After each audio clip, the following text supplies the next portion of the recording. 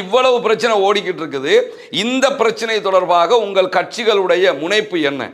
ரெண்டு கட்சிகளுமே சேர்ந்து ஈஸியாக அதை முடிச்சிடலாம். ஏன்னா இரண்டு இனங்களுக்கு மத்தியில் பிரச்சனை வருகிற மாதிரி ஒரு முருகல் வருதுன்னு சொன்னால் அந்த முருகல்களை தீர்ப்பதற்கு தான் நீங்கள் ஒன்று சேர்ந்ததாகவே சொன்னீங்க.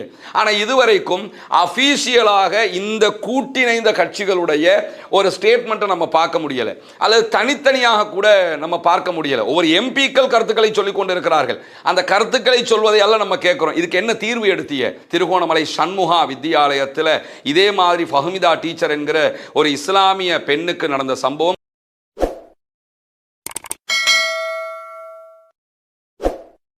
நாடு முழுவதும் ஒரு பாரிய இனவாத அலை தொடர்ந்து உண்டாக்கப்பட்டது. கோட்டாபே ராஜபக்ஷ இனவாதத்தை கொண்டே ஆட்சிபீடம் ஏறினார். ஆனால் பின்னாட்களில் அதே இனவாதம் ஆட்சியை கொண்டு செல்வதற்கு அவருக்கு கை கொடுக்கல. கடைசியில் ஒரு அரகல ஆர்ப்பாட்டம் போராட்டம் நடத்தப்பட்டு அவருடைய ஆட்சியே இல்லாமல் போனது நமக்கெல்லாம் தெரியும். இலங்கை வரலாற்றில் ஆட்சியில் இருந்த ஒரு ஜனாதிபதி மக்கள் எழுச்சியால் வீழ்த்தப்பட்டு விரட்டி அடிக்கப்பட்டது இதுதான் முதல் தடவையாகவும் நடந்தது. இது எதுக்காக நான் சொல்ல வர்றேன்னா, இனவாதம் என்பது காலாகாலம் அழியாமல் ஏதோ ஒரு வகையில் மீண்டும் மீண்டும் முளைத்து வருவதை நம்ம பார்த்து வர்றோம். ஆனால் இந்த இனவாதத்தில் ஈடுபடக்கூடியவர்களுக்கு அதனால் எந்த ஒரு லாபமும் ஏற்பட போவதில்லை. இரு சமூகங்களுக்கு மத்தியிலே பாரிய இனமுறுகல் தான் ஏற்பட போகிறது என்பதை அவர்கள் புரிந்தும் புரியாமலும் நடந்து கொள்வதுதான் ஆச்சரியமான பேருண்மையாக இருக்கிறது. அண்மைய நாட்களில் நமக்கெல்லாம் தெரியும், ஒரு நாய் விவகாரத்தில் வந்த ஒரு பிரச்சனை அது பூதாகரமாக மாற்றப்பட்டு கடைசியில் அனூஜன் என்கிற ஒருவர் தற்போது சவுதி அரேபியாவில் சிறைவாசம் அனுபவிக்கிறார். இனவாதம் கடைசியில் சிறைவாசமாக மாற்றப்பட்டு விடுகிறது. இப்படி பல சம்பவங்கள் நம்முடைய நாட்டுக்குள் நடந்தேறி இருக்கிறது. அதிலும் குறிப்பாக இலங்கை இஸ்லாமிய சமூகத்தினுடைய ஆடை விவகாரத்தை வைத்துக்கொண்டு இனவாதத்தை தூவுவது, மதவாதத்தை உண்டாக்க நினைப்பது என்பது எந்த வகை நியாயம் என்பதுதான் எங்களுக்கு இருக்கக்கூடிய மிக முக்கியமான கேள்வியாகவும் இருக்கிறது. எங்களுடைய ஆடையால் யாருக்கு என்ன பிரச்சனை என்கிற கேள்வி எழுவது நியாயமா இல்லையா? இஸ்லாமிய பெண்கள் தங்களுடைய கலாச்சார ஆடையாக, இஸ்லாமிய வழிமுறை ஆடையாக தங்களுடைய தலையை மறைத்து, தங்களுடைய உடலை மறைத்து தங்களுடைய காரியங்களில் ஈடுபடுவதால் ஒரு துறை சார்ந்த மற்றவர்களுக்கு என்ன பிரச்சனை ஏற்பட்டுவிட போகிறது என்கிற கேள்விகள் எப்பொழுதும் நமக்கு முன்னால் வந்து கொண்டே இருக்கிறது. ஆனாலும் இதே பிரச்சனை திரும்ப திரும்ப பல கட்டங்களில் உண்டாக்கப்பட்டு கொண்டிருக்கிறது. அந்த வகையில தான் கல்முனை வடக்கு ஆதார வைத்தியசாலைக்கு பணிக்கு புதிதாக நியமிக்கப்பட்டிருக்கக்கூடிய 9 இஸ்லாமிய சுகாதார ஊழியர்கள் தங்களுடைய உடலை மறைத்து ஹிஜாப் அணிந்து கொண்டு வேலைக்கு பணிக்கு வருவதற்கு அனுமதி இல்லை என்கிற ஒரு பிரச்சனை தற்போது பூதாகரமாக எழுந்து வருகிறது. ஒரு 2-3 நாட்களுக்கு முன்பதாகவே இது தொடர்பான செய்திகள் நமக்கு எட்டியது. இது தொடர்பில் சட்ட நடவடிக்கைகள் உரிய முறைகளில் மேற்கொள்ளுங்கள் என்கிற செய்திகளை சம்பந்தப்பட்ட தரப்புகளுக்கு நாமளும் சொல்லி இருந்தோம். அந்த அடிப்படையில் நேற்றைய தினம் 9 முஸ்லிம் சுகாதார ஊழியர்களும் மனித உரிமைகள் ஆணைக்குழுவில் போய் எங்களுக்கு இலங்கை அரசாங்கத்தினால், அரச கட்டமைப்பினால், இலங்கையினுடைய அரசியல் சாசனத்தினால் வழங்கப்பட்டிருக்கக்கூடிய உரிமை மறுக்கப்படுகிறது. இது எங்களுடைய உரிமை என்பதற்கான அரசியல் சாசன உரிமை, சுற்று நிரூபங்கள், இப்படி பல விவகாரங்கள் பலமுறை வெளியிடப்பட்டும் எங்களுக்கு இது தடுக்கப்படுகிறது. எனவே எங்களுடைய உரிமையை எங்களுக்கு பெற்றுத்தாருங்கள் என்கிற கோரிக்கை விடுக்கப்பட்டிருந்தது. இந்த சம்பவத்தை தொடர்ந்து இன்றைக்கு காலையில் வெளியான செய்திகளை பொறுத்தவரையில் அந்த குறித்த 9 ஊழியர்களும் இன்றைக்கு மருத்துவமனைக்கு பணிக்கு போயிருக்கிறாங்க. தங்களுடைய வருகை பதிவேட்டில் அவங்க கையெழுத்திடுவதற்கு அனுமதிக்கப்பட்டிருக்கிறது. ஆனால் அவர்கள் தங்களுடைய பொறுப்பை செய்வதற்கு அனுமதி கொடுக்கப்படவில்லை. காரணம், உங்க விவகாரத்தில் ஒரு பேச்சுவார்த்தை நடத்தணும்னு காலையிலேயும் ஒரு பேச்சுவார்த்தை நடத்தப்பட்டிருக்கிறது.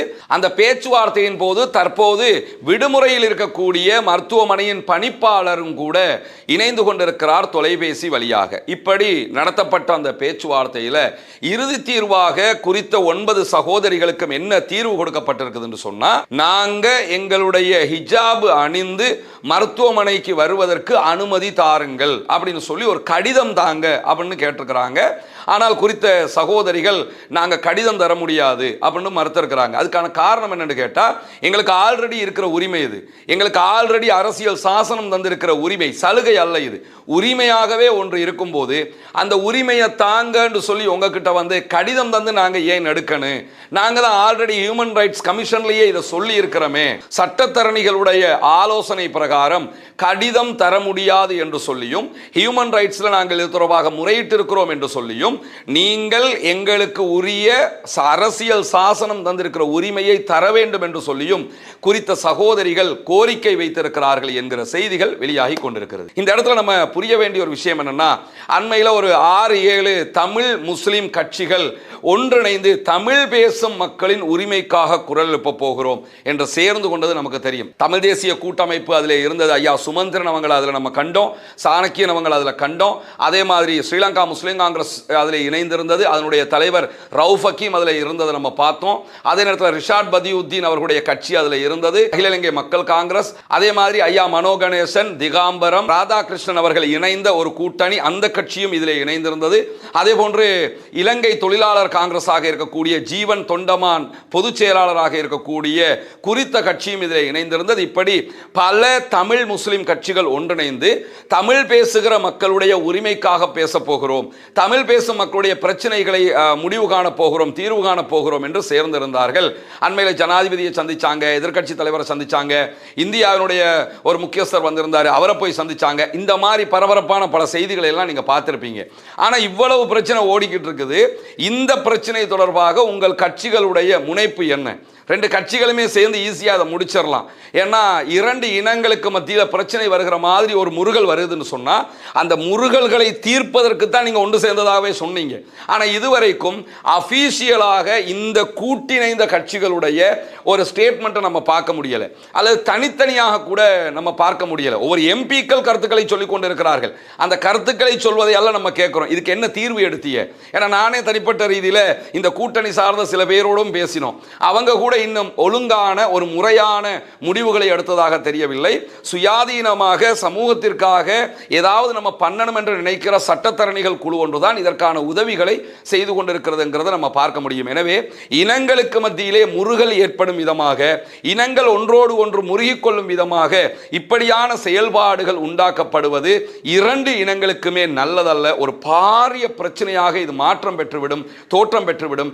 எனவே அரசியல் ரீதியாக தலையிட்டு இதை சரி செய்ய வேண்டியவர்கள் அந்த காரியத்தை செய்ய வேண்டும், சட்ட ரீதியாக சரி செய்ய வேண்டியவர்கள் அந்த காரியத்தை செய்ய வேண்டும். எல்லாவற்றுக்கும் மேலாக கல்முனை வடக்கு ஆதார வைத்தியசாலையினுடைய பணிப்பாளர் உள்ளிட்ட நிர்வாக குழாம் இதெல்லாம் எதுக்கு என்பதை நீங்க முதல்ல யோசிக்கணும்.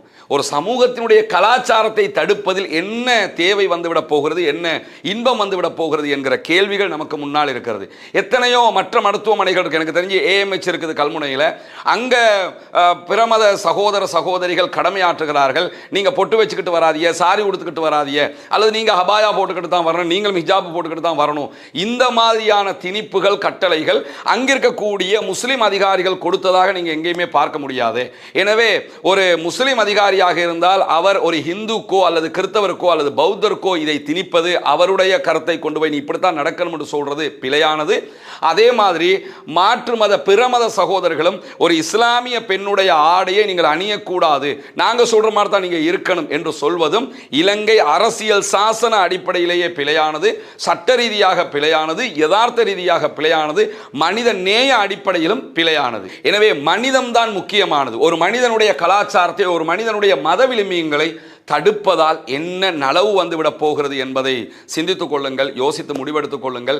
இப்படியான நடைமுறைகள் தற்போது சிங்கள பௌத்த பெரும்பான்மை மக்கள் வாழக்கூடிய பகுதிகளில் கூட இனவாதிகள் கைக்கொள்வதில்லை. அதுவெல்லாம் காலம் கடந்து விட்டது, அவங்களுடைய உரிமை அவங்களுக்கு போயிரட்டும் என்கிற விதமாக நடக்கக்கூடிய நிலையில சகோதர இனமாக இருக்கக்கூடிய, தொப்புள் கொடி உறவுகளாக இருக்கக்கூடிய என்னுடைய அன்பு சகோதரர்களாக இருக்கிற நீங்கள் இப்படியான நடைமுறைகளில் சில இடங்களில் நடப்பது என்பது இரு சமூகத்தினுடைய முருக நிலையை பிரச்சனையை உண்டாக்கும். எனவே இதை தவிர்ப்போம், மனிதநேயம் வளர்ப்போம், அவரவருடைய மதத்தை அவரவர்கள் விரும்புகிற கொள்கைகளை கோட்பாடுகளை மத விழுமியங்களோடு உரிமைகளோடு பின்பற்றி வாழ்வதற்கான வழிவகைகளை செய்வோம் என்பதுதான் இந்த வீடியோவில் நம்ம சொல்ல விளைகிற மிக முக்கியமான செய்தியாக இருக்கிறது.